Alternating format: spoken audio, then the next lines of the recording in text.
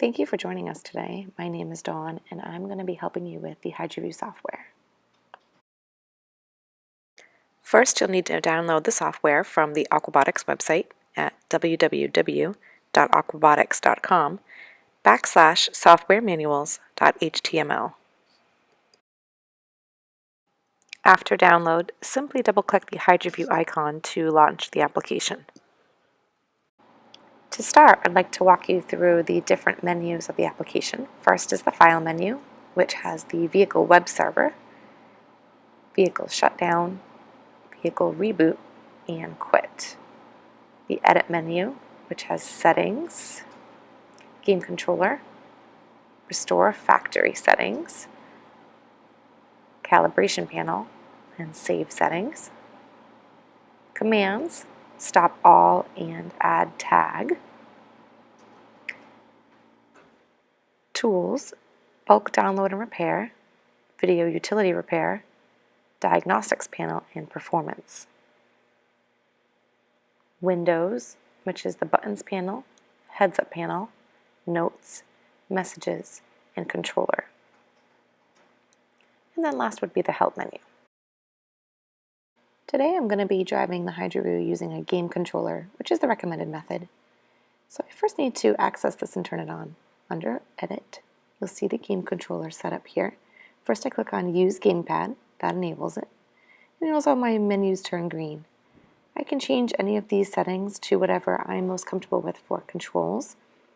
And then once I'm happy, I'm going to go down and click on Save Configuration. Now I'm ready to use the game controller. Next is the Buttons panel here on the left. First is the Easy button.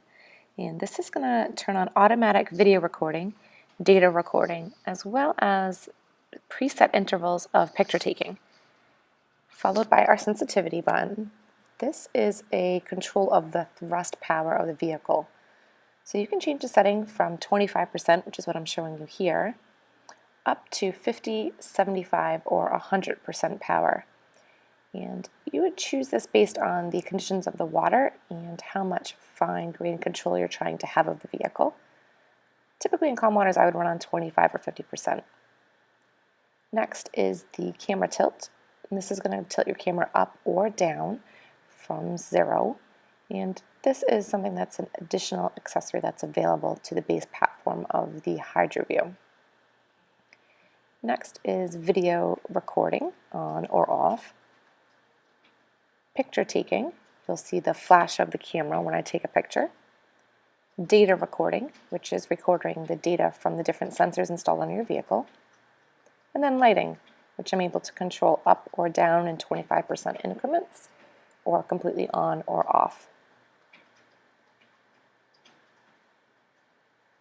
And the last button down here is Add a Tag, and that's something that gets saved to the data file. Tagging that data will let you know that it's important. Now let's take a look at the heads-up panel on the right-hand side of my screen. This is going to give me all of the different sensor readings from the vehicle. The first here being depth of the vehicle in the water, followed by heading. Now heading is going to give me a reading of the vehicle relative to true north as I turn. This is useful when you don't have good eyes on. You can use the compass reading to help you understand where you're heading, as well as roll and pitch of the vehicle. Next is the turn count. So this is telling you how many times you've turned in one direction or the other during your inspection. This can be a helpful reading when you're trying to get yourself out of a situation in terms of tangling the cord and things like that. After turn count, you'll see temp. I don't have a temperature sensor on this vehicle, but that's where your temperature would show up. Power, which is the percentage of batteries left in the vehicle. Could have 2 batteries or 1. Thrust, vertical thrust, horizontal thrust, and then disk space, how much you have left on the disk of your vehicle saving, and leak sensor. Now let's take a look at the settings menu. The settings menu allows you to control what shows up in the heads-up panel. So for example, here I'm turning depth on or off, and this is depending on what sensors are important to you while you're running the vehicle live. There's also a different settings here on the right for metric system, as well as whether you'd like to use the game style controller. And then invert steering, which changes rise and dive. Panel transparency changes how dark or light the left and right hand panels show up for you on your screen. Network, which controls dynamic IP. And then your picture timer. So this is for the easy button. How often would you like to take the picture? How many seconds between photos? Save pictures locally would ask those pictures to be saved directly to your laptop. And then there's some automation settings as well. When you're finished, you want to save your configuration that you've set. Next, under the Edit menu, we're going to take a look at Restore Factory Settings. This is the resolution of your screen, and this will depend on what size screen you're running on your laptop. And then the calibration panel. This is something that you would use to calibrate your camera tilt or your depth sensor, which is something that you want to do at every mission that you go out to. And then your orientation sensor as well. Lastly, you'll notice under Edit is Save Settings, and you can do this anytime you change any settings to save them. Next, we're going to look at the Commands menu, and there's two commands here. First is Stop All, which stops everything that the vehicle is doing. And second is Add Tag, which allows you to add a tag to the data for recording purposes.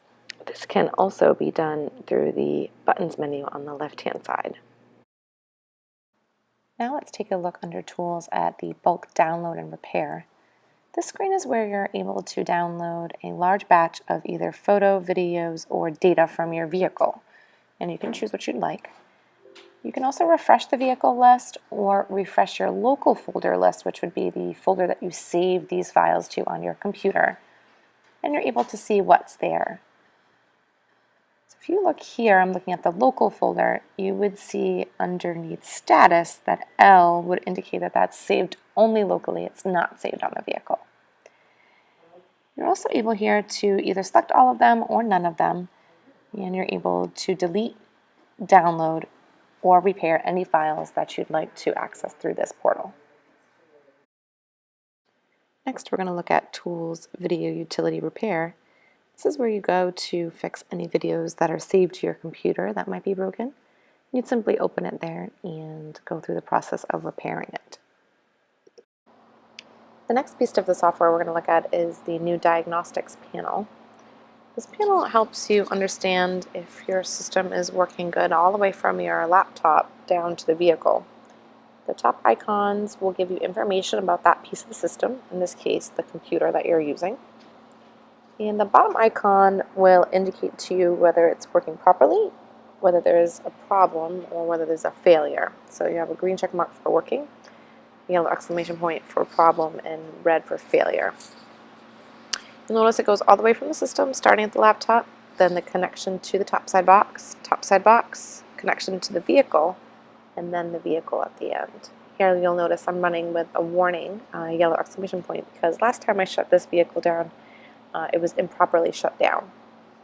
And you'll see that that warning is given to us so that we can resolve that for the future. And if you have any questions, you could click on the blue question mark for help.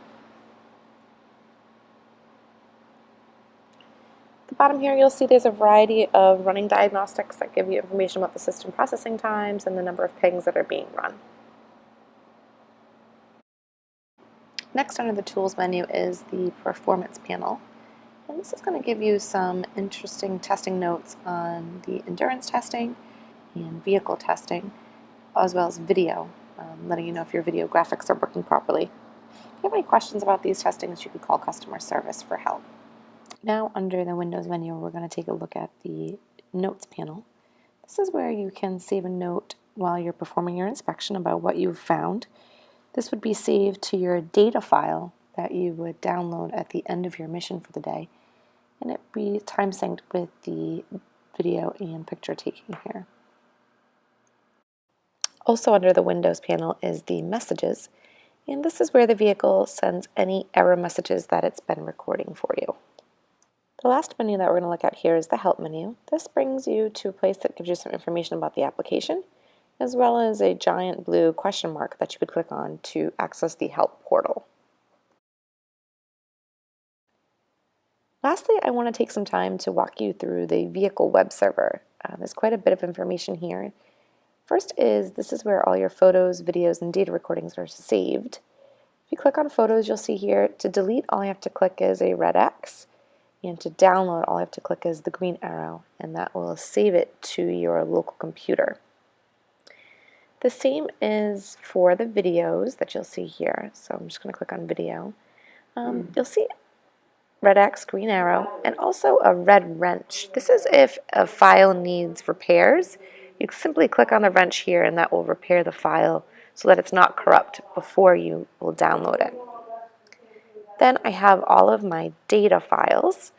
This is all of the different data CSV files that have been saved from the sensors. I can download them or delete them.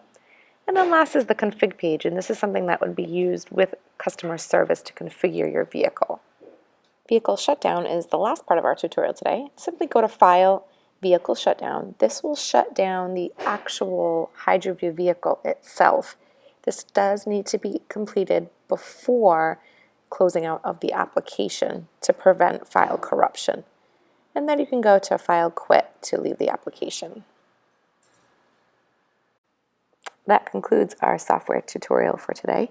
If you have any questions, please visit our website or call us at 508-676-1000 or email us at support@aquabotix.com. Thank you and have a great day.